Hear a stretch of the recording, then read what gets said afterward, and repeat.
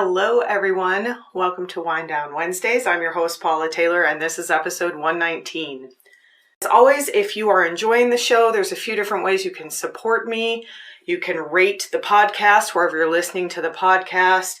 You can comment and leave likes on my Facebook Live video, and then you can support me financially by going to paulataylorenergy.com to the podcast page and donating to me directly, or you can donate through Anchor, the host of my podcast.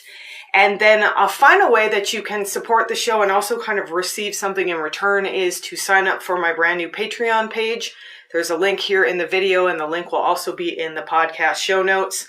So for $5 a month, you can join this space. We're going to talk about holding space tonight. You can join this space of safety and heart-centered communication. You'll receive some perks like exclusive content, communication and community, and then possibly discounts and maybe early access to classes. I'm still kind of building that space, so I'd love to have you join me there on Patreon. So tonight we are going to talk about the power of holding space. And I was thinking about how I wanted to start this and how I wanted to kind of structure the flow of the show tonight. I'm going to talk about what I mean by holding space, but the episode is about the power of holding space. So let me talk about this power first. Let me talk about this experience that I had this weekend. And I've had many experiences like this before. I did an episode about the power of intentional sound, and we're going to talk about some of the similarities of this. But we've also talked a lot about holding space. We've never done a full episode on it, so we're going to talk more about that in detail. But let me tell you my story of my experience. So this weekend, I went to a 2.5-day continuing education course. It was a craniosacral Level 1 course from a biodynamic perspective with Heidi Wilson at Fluid Healing here in Tucson. And it was the first in-person continuing education class I've been to since COVID. So that alone was pretty special. I had forgotten what it was like to actually interact with people. And I also had forgotten that when you're in a continuing education class for massage therapy and bodywork, a lot of the class is trading. Because you're learning a hands-on technique, you've got to learn how to do that. You've got to practice that with supervision. So I received, let's see, 1, 2, 3, 4, 5. I think I received 6 sessions over the course of the weekend. I actually got 1 extra session because I got to be the demo person and work with the teacher for we were learning different hand positions for craniosacral therapy. And I don't want to go into too much detail because I could be here all day. It was a really transformational experience for me.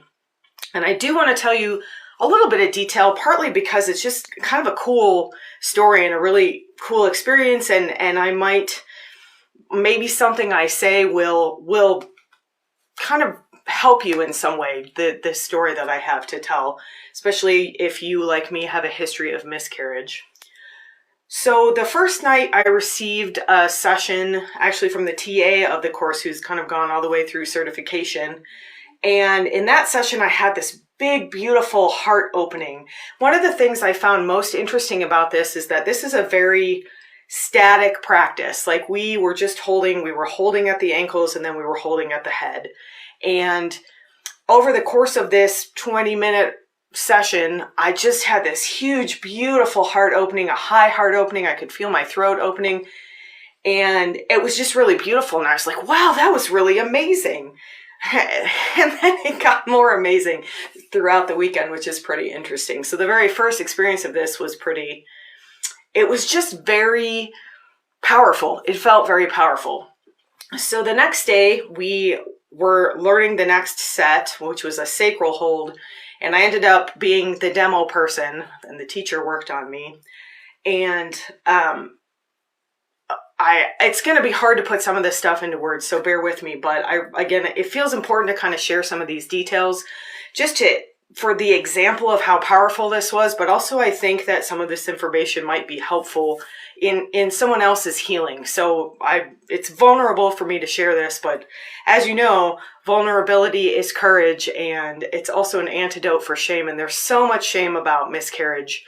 still that exists. So I'm gonna share this story the best I can, and I may get emotional. I'm like, whoo, I haven't even started. Okay. So I went into this session with the teacher, and she was holding out my sacrum the whole time, never moved for about 20 minutes. It felt like 20 hours. And she had asked me to share, as I felt comfortable, kind of what was happening. So the beginning of the session, we were talking about the surgery I had had, and I was talking about kind of how all of the problems I've had in terms of my endometriosis, and I'd had surgery, and I'd had part of my bowel removed. And I kind of thought I could feel some like shifting down in my pelvis, and I thought, oh, this is kind of where this is going to be going. But it's not at all what happened, which, is how body work goes sometimes, and how the body is wise and knows what it needs. And we'll talk a little more about that later. So as I was lying there, I started to feel this like discomfort in my chest. It was kind of like a shaking feeling, like the anxiety we just talked about last week. I started to feel this kind of energy sort of shaking and moving, and it was uncomfortable. So I said, I'm feeling some discomfort in my chest. And there was a moment where I realized I was headed into this big release. And I thought to myself, do I want to go here? Is this something I want to do? There were 19 people in a circle watching this. And then I was like, yep, I'm going to do it. I always say yes. It takes bravery to be that vulnerable, but the more you practice it, the easier it comes. And at least 4 different people came up to me after this and mentioned different things that happened in this session that they were really moved by. Whew. So I had this shaking in my chest, and I started crying. And all of a sudden I realized I was like having a vision, and I needed to kind of share, because the people in this room had just met me. Nobody knew anything about my history. So briefly, I just said, I've had 12 miscarriages, just so they kind of had a little bit of context of what was going on.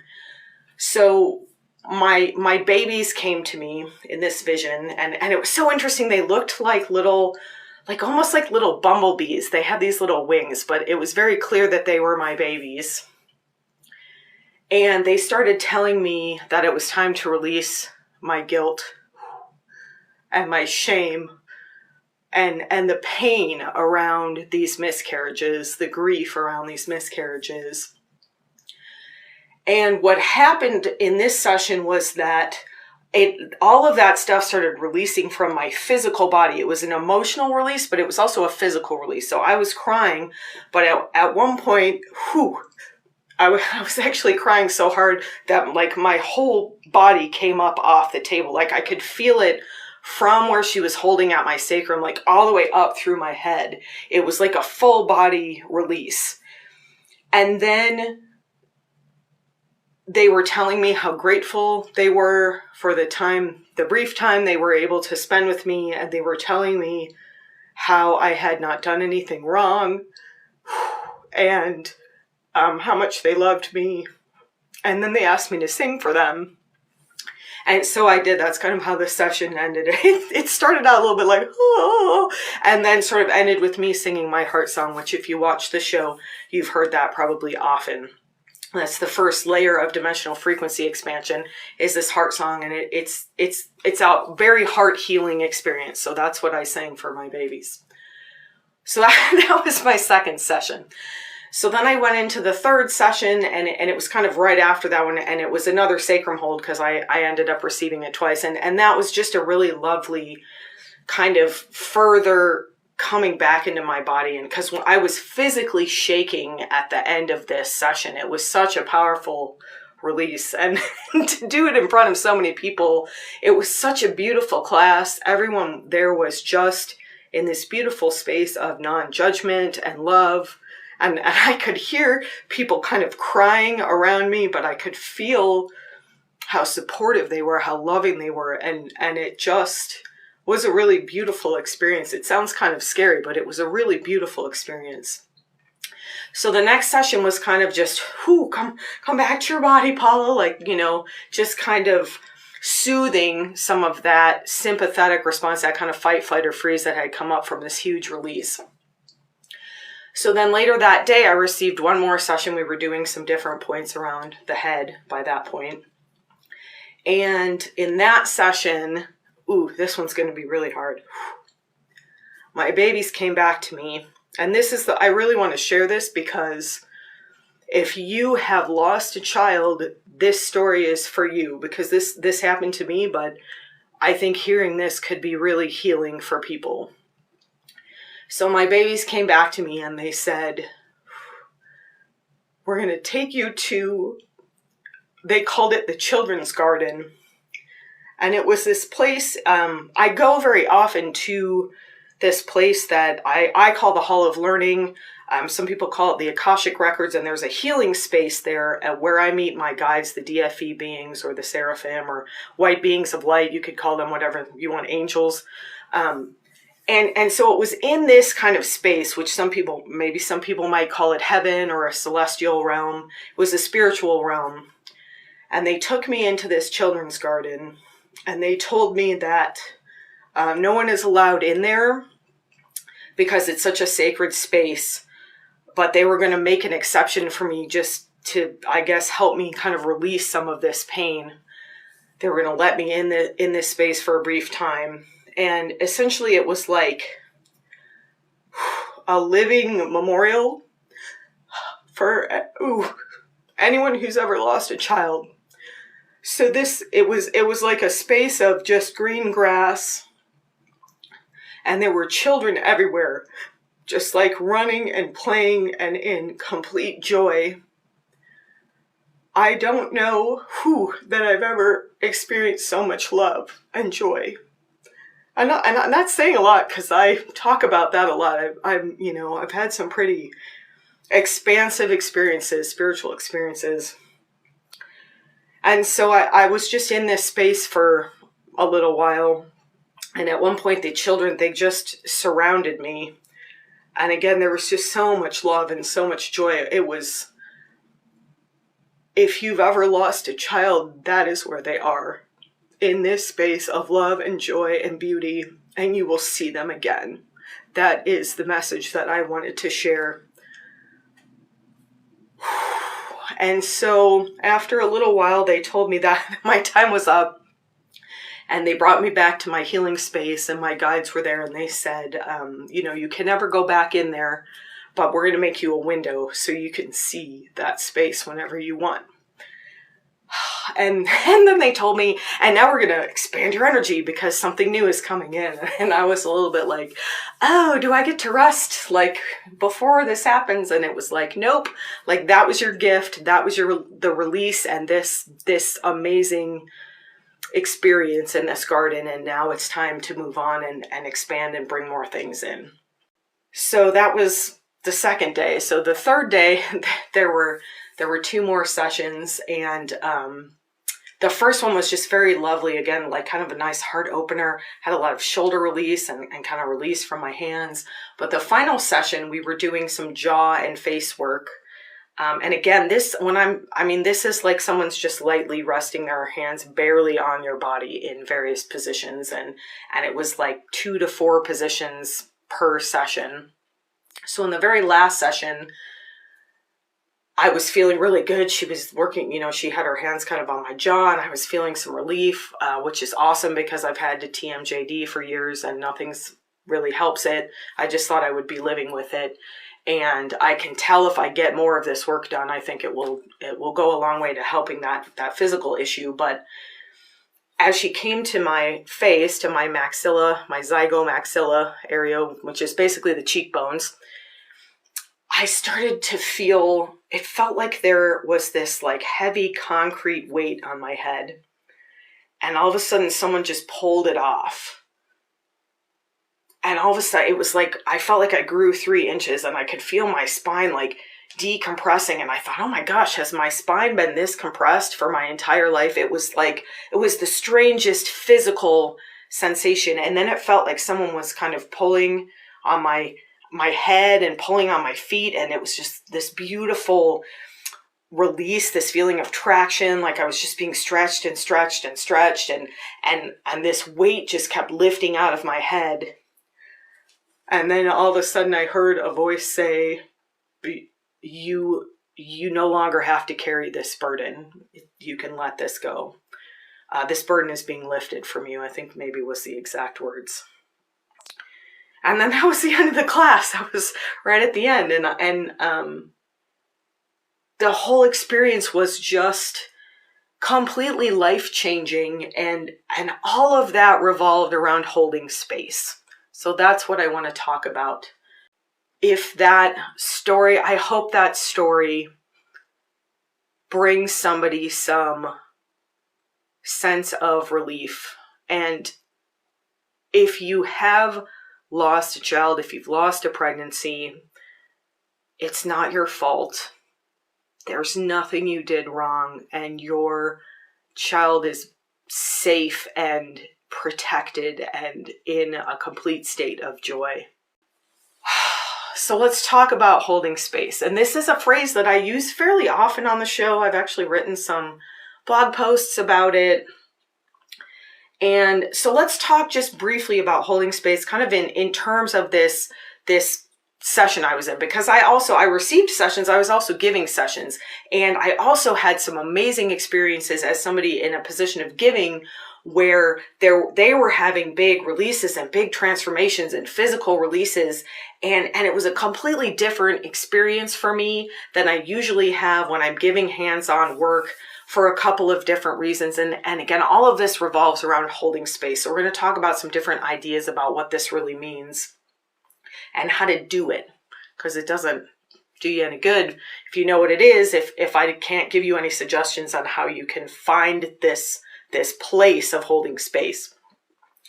So in this kind of scenario of somebody giving and somebody receiving, in fact, both people are holding space, because you might think, oh, and you might think, oh, who's this person who worked on you? I want to know them. And I had 4 different people work on me. One of them was the teacher. One of them was a TA who had gone through the training. One of them was a massage therapist who was new to energy work and talked kind of a bit about how she didn't know what to expect. And she was used to kind of mostly doing a lot of active massage. And then one of them was not a professional body worker. It was someone who had received craniosacral, who had decided to take the course because they wanted to learn more about it. And that's one of the most amazing things about this whole concept. There were 18 people in the class, and we were from all different professions, massage therapy. There were some somatic body workers or somatic therapists, physical therapists. Like it was a pretty it was not all massage therapists is what I'm getting at. And there was a huge range of experience. There were people who were just newly out of school. There were people who had been doing it for 30 years. There were people who had never done energy work before. There were people who had been doing energy work for 20 years. So there was a huge mix of people in this class. And every single person giving and receiving had at least one of these fairly transcendental experiences, I would say.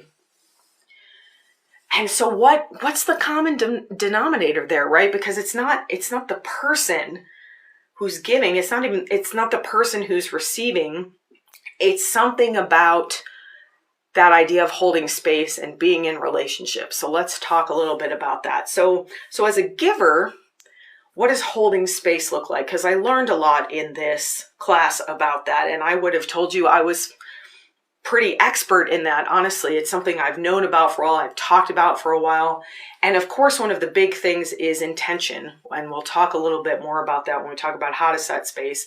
So as a giver, if you're holding space for someone else, that's what I mean. If you're giving, and this could be in any situation. This could be in a personal situation. This could be in a professional situation. In this example, it just happens to be that we were giving each other body work in this class.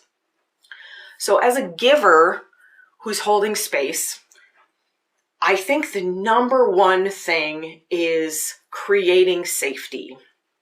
And how do you do that? We've talked a little bit about that before. And I think, of course, setting the intention, this is a safe space, is important. But I think one of the huge things that maybe sometimes we miss is this idea of non-judgment. Completely letting go of any judgment about what's happening to the person that you're holding space for.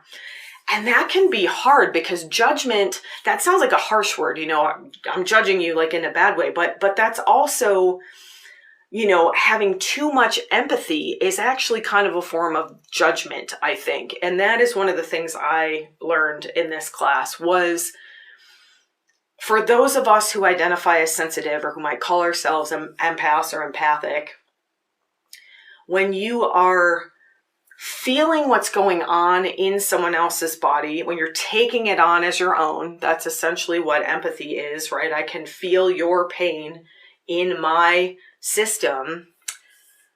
You're not truly allowing that other person to have their own experience. And the way I explain this, as I kind of had this epiphany in class, I said, I realized in this class that I still, as much as I, am a professional and I'm grounded and have worked to kind of be in my space, I tend to get pulled into what my client is doing because I care for my client. I want them to have a good experience. I want them to have a release. And just that act alone, the way it kind of came to me visually was like, it's like I'm, you're laying on the table and then all of a sudden my face is right on top of you. And I'm like, hey, how's it going? Everything doing well there? How can you release if I don't give you space to release? I am in your space, taking up space. And so that leaves you less space to release if I am in your space. So one of the things we learned, and we're going to practice some of these techniques, was this idea of coming back to your midline. And we'll talk a little bit more about that because I have different words for that you have heard before.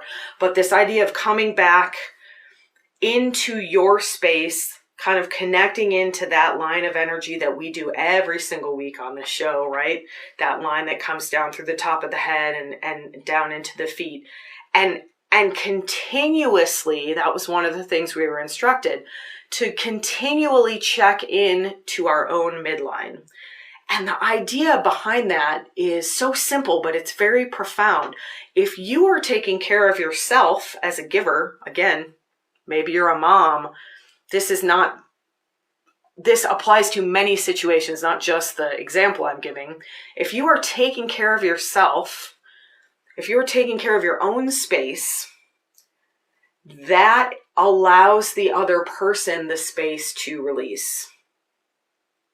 That allows the other person to fully tap into the wisdom of their body. It allows them probably to feel safer because you're not in their space. And one of the other ways to do that, so I'm talking about energetically kind of coming back to a space, we'll talk about that later, but one of the things, the epiphanies I had as a giver in this, and again, not just as a body worker, as a giver in general in my life, I realized that I've been overly attached to the outcome. And we've talked about that before, this idea of releasing the attachment to the outcome. When you say things like, for the highest good, the intention there is like, I release the attachment to the outcome. But what I realized when we were starting to practice in this way and to be so well instructed about how to do this, about how to achieve this, was that I've been overly invested in everything. And the other thing I realized is that is an ego state. And we talk about that a lot. You can't get rid of the ego, but what's the first step to stepping out of the ego is awareness. And for some reason, I think and I know I'm not alone in this, so I'm going to say I think we have sort of collectively decided that caring too much is good, right? It just shows how much I care.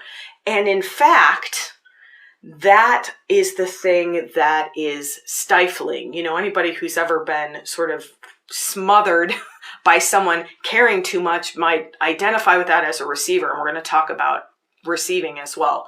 So as a giver, you might think and just decide, I really, I care about my clients. I want them to do well. And during this session, I had trained myself, I thought, to be fairly in my space and letting them have their space. But what I realized in this class was that there was a piece of that missing for me.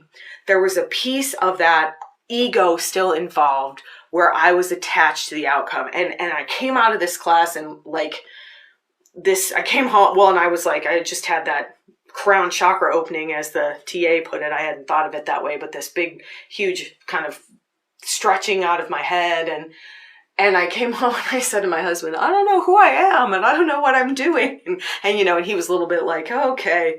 And then I slept and things integrated a little bit. But I realized what I meant by that was, all of a sudden I saw all of these places in my life where I have been overly invested. I have been hanging on to things.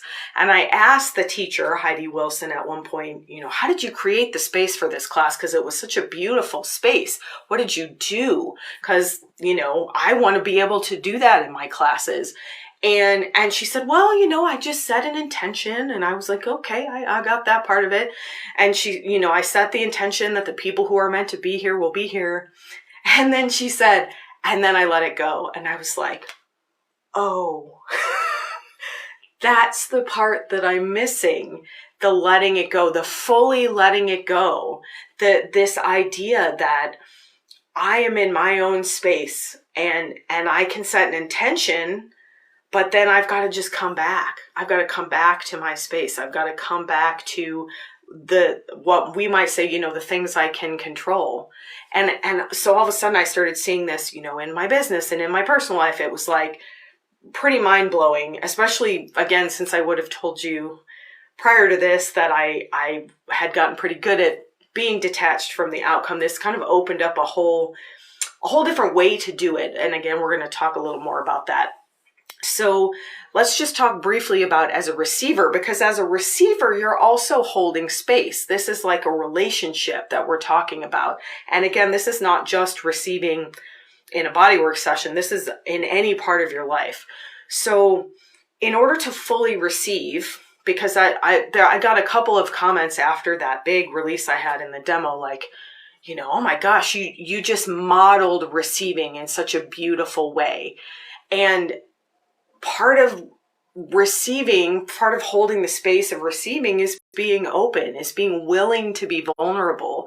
And that's a place where a lot of us really struggle because we have been hurt so many times. So you can see in the relationship, if the giver is holding this space of safety, then the receiver, of course, will feel safe, but you could be holding the safest space and a receiver might not receive it that way. And so as a receiver, you still have a responsibility to do that inner work, to find the safety within yourself, to learn how to bring your body out of that sympathetic response, to allow these releases to happen. Because I could have stopped that release. I mean, there was a conscious moment where I could have said, I'm not going to do this here.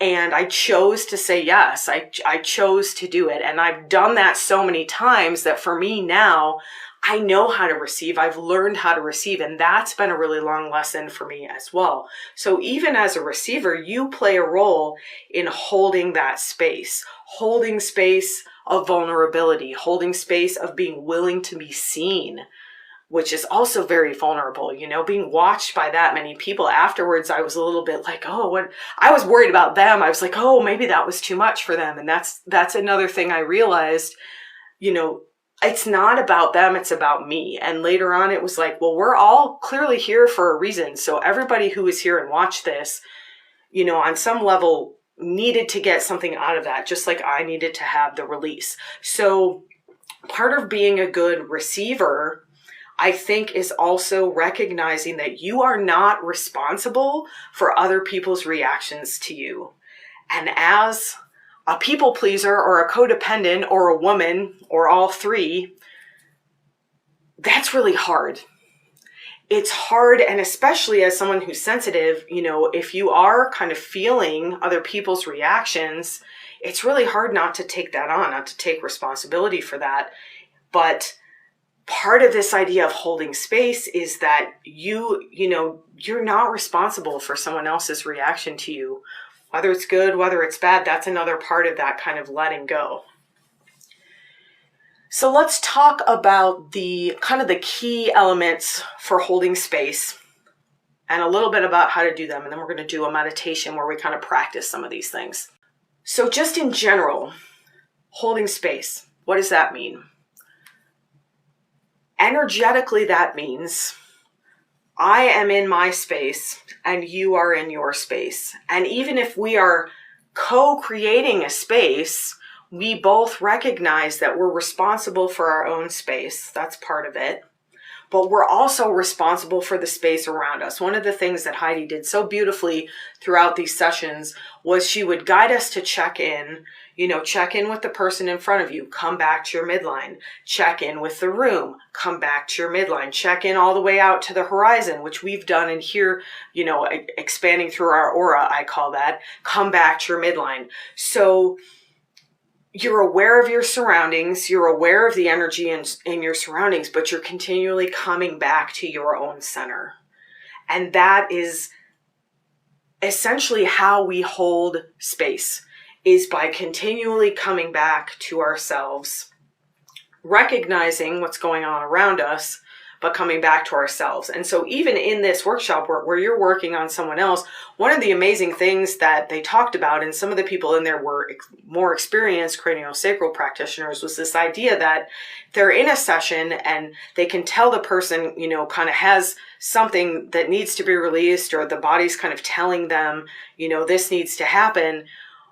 If they check back in with their midline, if they come back to themselves and check in with themselves, almost always the person will have the release. So again, if you're in the person's space and you're putting pressure on them, it's hard for them to release. If you step back, and it's a really hard thing to do, especially in your personal life, in your everyday life, this idea of letting go. It's coming back to yourself. It's letting go of the attachment to the outcome. It's being responsible for your own space, and recognizing that you absolutely play a role in the space around you and the role in the space of other people, but not taking that on as your responsibility. So how do we do this? How do we create space? And you can create space with all sorts of different intentions. I mean, there are people who create space, maybe not intentionally, but they create yucky space. Like, that's not what we're talking about. Obviously, we want to create safe space. That's the number one thing. That's the number one intention. I always said this is a safe space. And part of that is that non-judgment. After I had that big release, I said to my partner, I didn't think anybody was going to want to partner with me because that was such a big release. And I figured they'd be afraid to work with me because it was, maybe it was uncomfortable.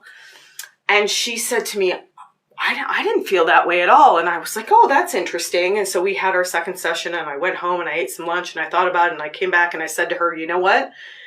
I realized that was a projection. I was not actually feeling anything but love and support and non-judgment from all those people in that room. What was getting triggered in me was this idea that I was taking up too much space, that I was letting myself be seen too much, that I was letting myself get too big energetically. And so that was an important lesson as well, that, this judgment came up, and what we tend to do is project it, right? So the judgment was really about, oh, I'm too much. And then I started thinking that's what other people were thinking of me, but it was really coming from me. So when judgments do arise, we do our best to recognize they're coming from us. They're coming from within our own space. So setting intention is very important in creating space. I create a space of safety. You can say it out loud. I create a safe space for the highest good. I create a space of love. I mean, you can use any kind of intention that you want. That's a big part of it. But I think the biggest part is this idea of continually coming back to your own body. We've talked a lot. It's interesting how the episodes we've done kind of leading up to this, I think, have led up to this. So we've talked in the last month or so a lot about the body, right? The ego is in the mind space, and that can trick us. The body is a truth teller. So when we come back to the body, we're really sitting in that space of truth. And sometimes it's uncomfortable, right? That's a lot of what this work was about, is that we're bringing a lot of awareness. We're bringing awareness to ourselves as we're giving. We're bringing, the receiver is bringing awareness to themselves. And the most amazing part about this, and one of the reasons that I keep saying this, and it's changed the way I practice bodywork as well, is that Gentle work is the most profound. And I believe that the reason why is because when I get out of the way and just hold that really safe, supportive feeling space, and maybe, do a little light encouragement. That's kind of what this work was. Like, as the person's energy expands, you kind of give it space and you let it feel safe and supported. But essentially what you're doing is just letting that person's own awareness flourish, and then the body knows what to do. And some of the amazing things, there were some amazing stories the teacher told. And, there are people, I've had a shoulder injury for years and it doesn't hurt at all, or my knee is hurt for years and it doesn't hurt at all, or even me with my jaw, that was the first thing I've had done in a really long time that felt like it could make a difference long term for that. And again, it's not, the technique is amazing and I'm excited to share it. And if you want to try some one-on-one work, it's going to be something I'm incorporating and probably taking more classes on. But it's not the work itself. It's this idea of kind of radically holding that space and not interfering and staying in your own kind of lane, so to speak, staying in your own body and just saying, I invite you to release. It's not, I know better than you and I'm going to work here and I'm going to work there. And that's what I tell my massage clients. People come in and they say, I want deep tissue. But a lot of times the body's already armored. The body's already in fight or flight. It doesn't feel safe. So if I dig an elbow into that body, it's just going to armor up anymore, or, even more. If I say, oh, body, I love you. I send this energy. I hold this space for you. I won't hurt you. I'll just be here to support you as you release. The amount of release is incredible. And I've discovered this through things like BioTouch, which is a really gentle procedure. I've known it for years with Reiki. I've always had better muscular release on tight knots with Reiki than I have with physical massage. And this is why. It's this idea that with energy work, this is all just energy work. We just talked about what is energy work. Holding space is energy work, and everybody can do that. Holding space for your children, letting them be themselves, staying in your space, supporting them, loving them, but not getting overly involved in their lives. Like, how difficult is that? But how beautiful could that be? Holding space for our family, for our friends, in the workplace. It really is. It's a revolutionary form of energy work. And I think I've been headed there for a long time. And this was kind of the final piece of the puzzle that fell into place for me. So we're going to set intention. That's how we're going to hold space.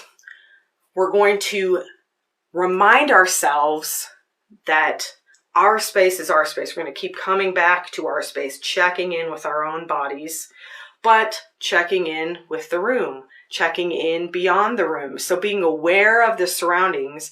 And the interesting thing about this is we've talked about this before. I said this was going to be a short episode and it's another long one. But I've said this before. What we put out reflects back to us. So if we are in this space of calm awareness, safe in our bodies, settled, not attached to what's going on, but just kind of in our space, enjoying the fluid waves that our body, our energy fields have, that motion, that movement, that sort of sense of just being in your own ocean almost, that starts to get reflected back. So when we do check out into the room, oh my gosh, it's really calm out there. That's interesting.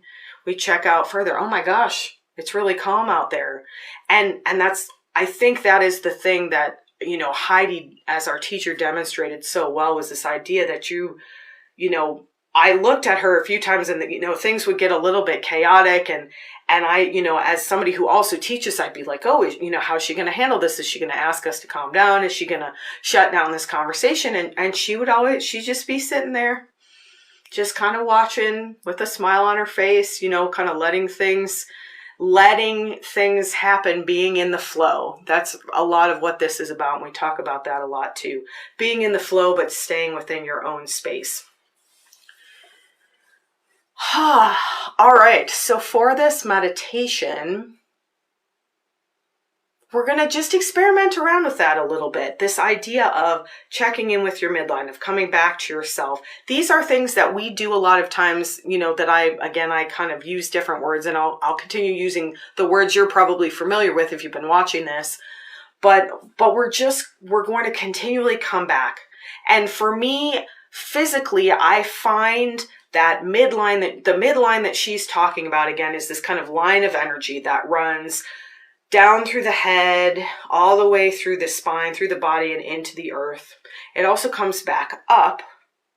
But where I find it in my body to check in with that is to check into that heart center, to kind of come into the heart space, to kind of bring my awareness into the chest, the physical chest, and then just feel out for that movement of energy. And you may not feel that, and that's fine. So we'll do some visualizations like we always do.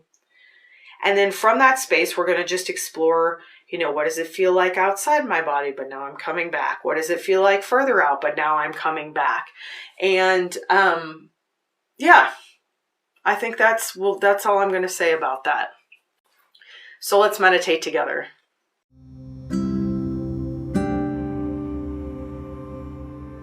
So for this meditation, you might want to lie down.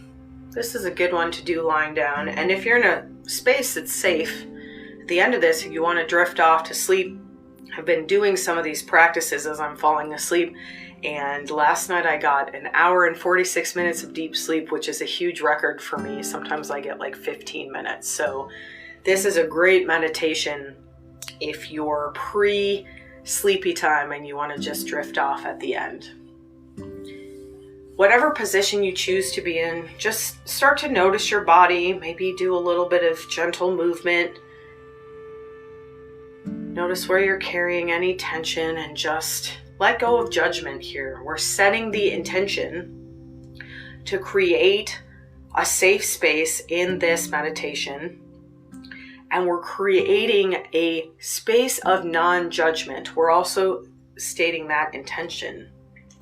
So that means it's really hard to do that with yourself a lot of times. When the judgments come up, oh, why does my neck hurt? My neck always hurts. That's a judgment. We're going to do our best to just let that go and just notice. Just keep coming back to the midline. And what you might find is that some of that discomfort or pain actually releases as we release the judgment of it. And release your judgment about releasing judgment, because if this is a new practice, it can feel challenging because we don't sometimes realize how much we are in that judgment space all the time. So we're setting an intention of safety, we're setting an intention of non-judgment, and we're setting an intention here of just being curious, just playing with this a little bit, seeing how this practice feels. So let's start, as we always do, bringing a little bit of safety to the body by breathing in through the nose, sighing it out with that audible ha sound, that beautiful oxytocin breath. We're going to practice 3 of those. So letting the breath float in.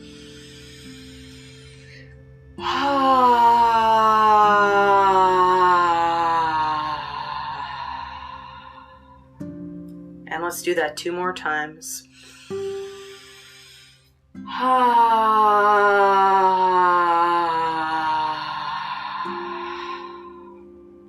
And once more.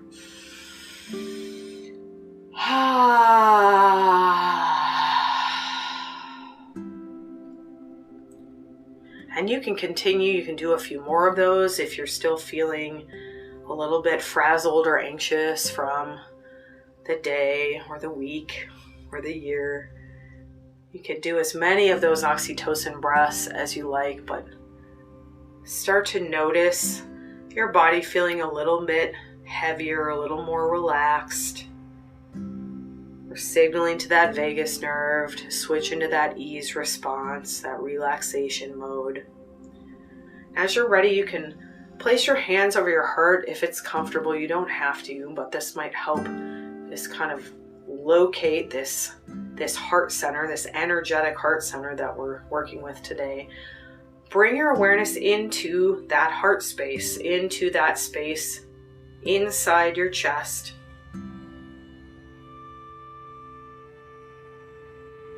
And if you can, you might bring your awareness all the way to the spine here, to the back of the heart space. That's kind of where that line of energy we're looking for travels up and down. And after I practiced this for a while, I realized when I went to check in with this line of energy, it almost felt like my whole body was being pulled backwards, like I was being pulled back into this beautiful flow that we're meant to be aware of, but we kind of lose that connection with. So as you're in the heart space now,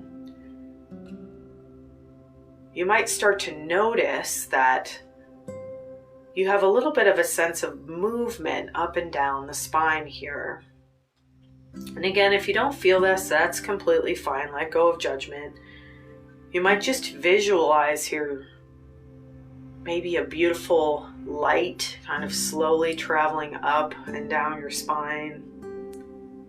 You could see it as a flow of water. Just kind of going up and down the spine. Check in here where we always do at that crown chakra, the top of the head. You might set the intention to open that. Invite that divine flow to come in, that beautiful love and light coming down through the head, through the spine, down feet into the earth. You can invite that beautiful, rich, dark, supportive earth energy to come up through the feet, up through the spine, out through the head. So there's this beautiful circuit of flow here. And we're going to come back to this over and over again. And again, if you're not feeling this, that's completely fine. Just use the visualization. You can picture a track and even something like a car going up and down the track, whatever works for you visually here.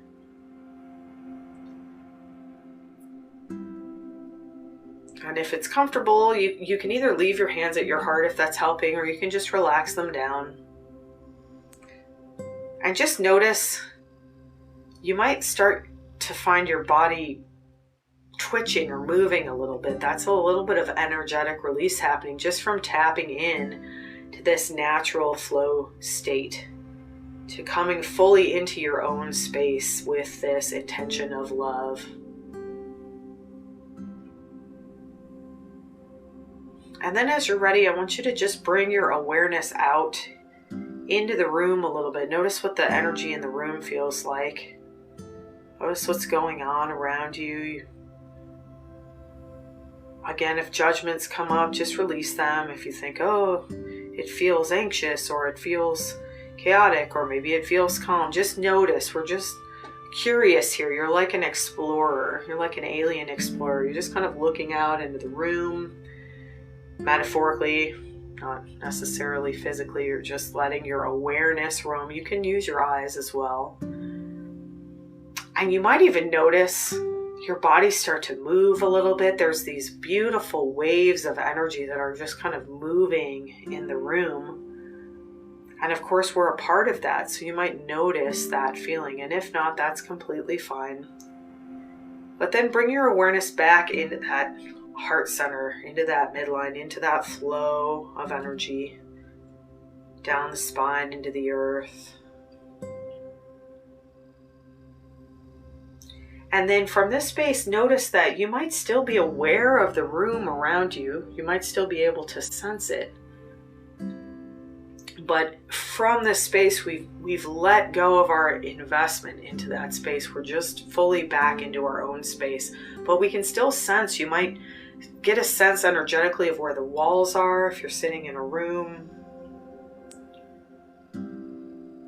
So not sending your energy out into that room, just staying in your body, but noticing that you can still be aware of what's happening around you and be in your space fully and be in this beautiful flow of energy. And then as you're ready, send your awareness, send your energy out further beyond the room, out to the horizon is the way we're going to phrase that tonight.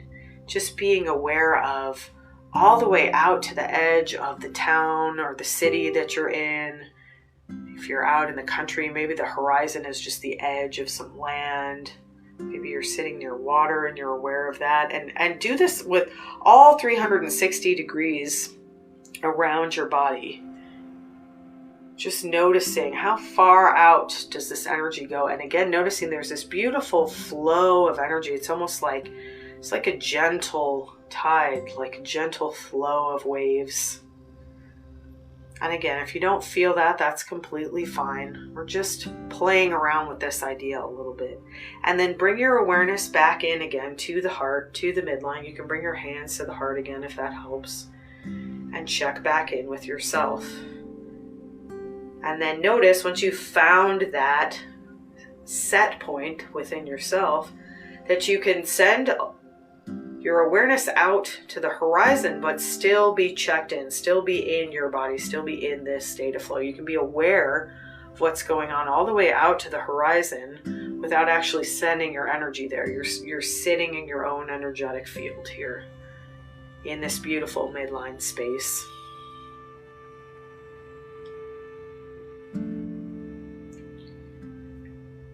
And now we're going to do something a little bit maybe more challenging. We're going to practice this kind of emotional idea of coming back to ourselves. So think of a situation in your life right now where you're maybe having some difficulty, emotionally difficulty in a situation or with a person, something that's been bothering you, that's been on your mind. And in fact, it could even be something that's really good, but something that you've had a hard time letting go of, that keeps coming into your mind. You keep thinking about it. Maybe you feel like you're ruminating on it a little bit. Maybe you feel like it's bothering you more than you'd like. And kind of picture this situation or this person kind of out in your space somewhere. Maybe they're in the room with you right now. And just notice, just pay attention all of a sudden how much of your energy is kind of invested in this space. How much of your energy, your personal energy, is flowing out into this situation or into this person, into this relationship or space. And just like we did in the last couple of exercises, just bring that energy back into yourself. Bring it back to the midline.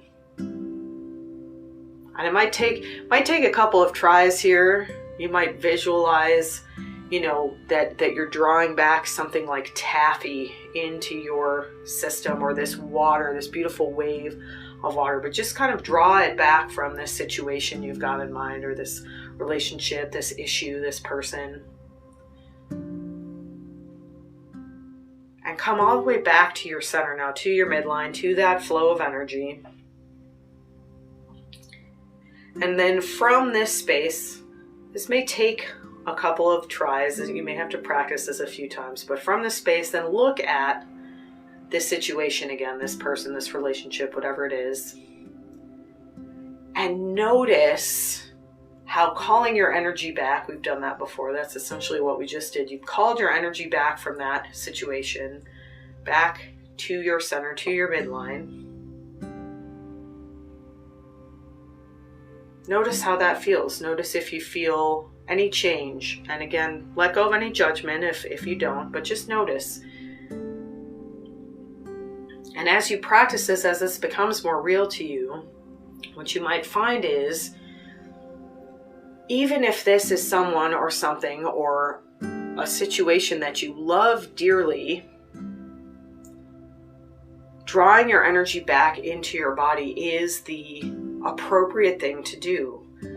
Staying in that space, holding that space within yourself, actually allows this situation more space to release, to relax. If it's a difficult situation, if it's a loving situation, you're giving this person more room to grow and be who they're meant to be. By drawing your energy back, you are gifting them the empowerment of releasing, of expanding. And that might feel really difficult. It might feel really foreign. It might feel really uncomfortable, but I encourage you to come back to this and just see, as you practice this, how this energy can really shift, and see how the situation responds to that energy, to that idea of letting go and coming back to your center, coming back to your midline, holding your own space, and gifting this other person, situation, relationship with the ability to hold its own space, to hold their space as well. And what I have found is that the co-space that you share will become so much more vast and expansive as you continue to practice this. So coming back one more time to that beautiful heart center, to that midline, just enjoying the flow. And then checking in again with your body as we did at the beginning. Just notice if there's been any shift. Is there any change in the tension or discomfort or pain you felt through this practice? This was a little bit of just kind of a gentle energy flow practice, flowing within the body, flowing out into the space around us and back, flowing out even further and back. And as we did that, we actually expanded our own space. We expanded our own energetic fields. And then we let go. Then we came back to the body. We came back to that place of wisdom. As long as we're in the physical plane, we need that beautiful, loving, non-judgmental connection with our bodies for health, for vitality, for joy.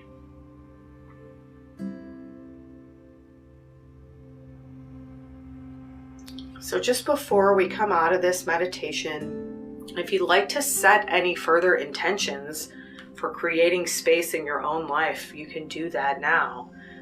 You can stick with what we started with. I create the intention of safety. I create the intention of love. I create the intention of loving detachment. Whatever comes to you here, and you might state that out loud.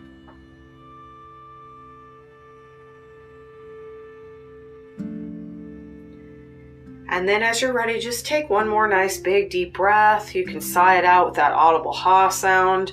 Move the body around a little bit. You might find that your body really wants to move. So you might find this is a practice that kind of lulls you to sleep. You might find this is a practice that encourages you to do a little bit of free form movement as you feel into that energetic space. Your body might be releasing. It might want to move a bit. It might feel sleepy. You might feel no different, and that's all completely fine.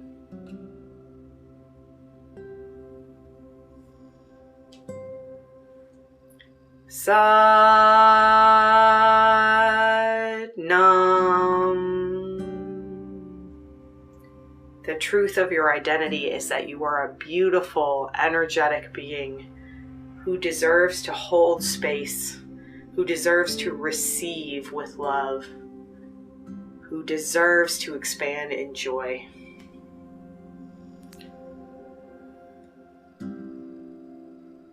If you're drifting off to sleep here, you can just let yourself go, just let yourself sleep. If you're coming back to the rest of your day or evening, move your fingers and toes a little bit, just reminding yourself that you're coming back to your conscious mind here. Take another deep breath or two if you'd like, and then you can open your eyes. Thank you so much for joining me this evening. Have a beautiful rest of your day and week. We will not have a live show next week, but I will see you in 2 weeks for Wind Down Wednesday.